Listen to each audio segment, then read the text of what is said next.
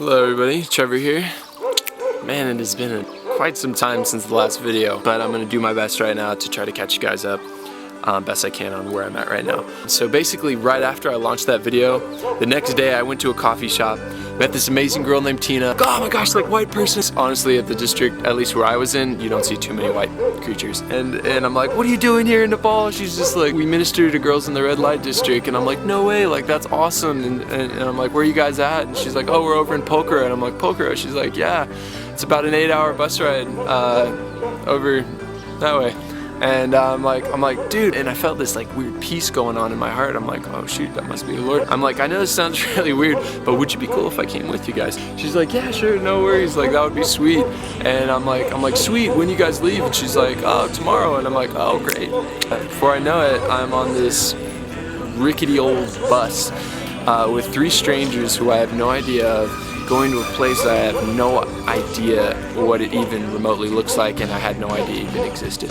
8 hours of extreme bumpy and twisty roads through the mountains. Wake up the next day to a sunrise just cutting across the plain, and I'm just mind blown by the freaking beauty of Pokhara. Yeah, just beauty out the flippin' butthole. It's like, oh, why was I here the past like freaking 3 weeks? And just the beauty here has just been absolutely insane. It is by far the most beautiful place I've ever been to. And so yeah, bummer that I have to live here and love people here and just getting to explore around. And anyways, so yeah, it's just been a radical month and a half, just filled with a ton of exploring and experiencing beauty. So yeah, let me kind of let you guys in on my process, a little bit of behind the scenes, kind of what God's been showing me for the past 2 months, as it is definitely different than what I expected, honestly, coming here. So yeah, I mean, I get to Nepal, I am on a mission. Trevor is on a mission, ready to freaking just wreck the whole country with love. I'm ready to go for God. Like, this whole country is game over for Jesus, love. Oh man, game over. And so basically, get here, weeks go by, and honestly, like, I'm just kind of burning out. Like, I'm like, find myself stressed out, hitting some huge bummer days, and I'm like, God, what do I do? He's like, man, you're trying to do it all by yourself. He's like, I want to do it with you. And I'm like, oh man. I'm just like realizing that like I'm honestly trying to force love, and this pressure to love people, because I'm on the other side of the world and because so many people supported me, and I just feel like this pressure to love people. And so I was forcing love, and I was just like, shoot. And he just started showing me like radical love always flows out of partnership and intimacy with Father. And I'm like, oh, that makes so much sense. I mean, you'd think, right? That was when I realized and had this huge turning point. Just kind of realized that the day I let what I do for God be more important than just being with God, or the day I let my ministry trump the day I let ministry trump intimacy with God, is the day I say yes to living an orphan-minded lifestyle. Oh snap. So yeah, that was a huge realization, a huge wake-up call for me. So yeah, I've honestly just been spending a lot of laid-back time, a lot of kickback time with God, just taking walks by the lake or through the jungle, and just really just hanging out with God, just being with God. In that time, He's just been giving me strategy for my life. I can honestly tell you guys that I have like radical vision for where I want to go in life, and just by like just sitting back and just being with God. So yeah, just honestly just developing this contentment that my yes to God is enough, is so enough.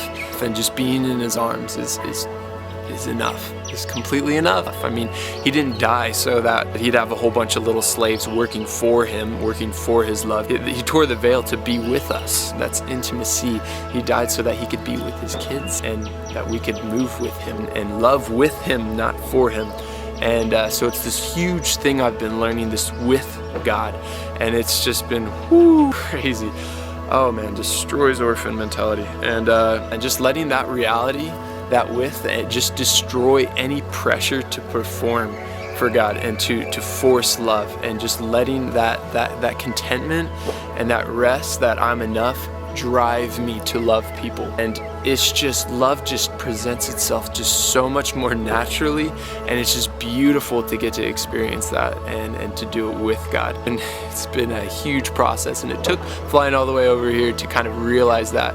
I mean, I knew all this stuff, like I've heard this before, don't perform for God, that's orphan, and I'm like, yeah, I'm like, but now I'm like faced to experience the reality that I am enough. You guys, honestly, I mean, like, you seriously, like, you don't have to fly all the way across the world to be a radical Christian, to do what I'm doing, to be super radical. Like, honestly, letting God love you exactly where you're at right now is a radical Christian lifestyle, and it is absolutely enough. Like, you don't have to do anything else.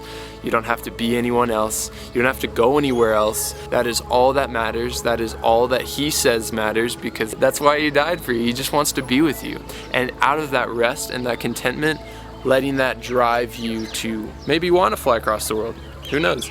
And so yeah, just some encouragement that you, every single one of you guys, is enough. You're enough as you are. You're so enough. It took me flying all the way across the world to kind of realize that, but it doesn't have to for you. So maybe this video is some encouragement for you guys.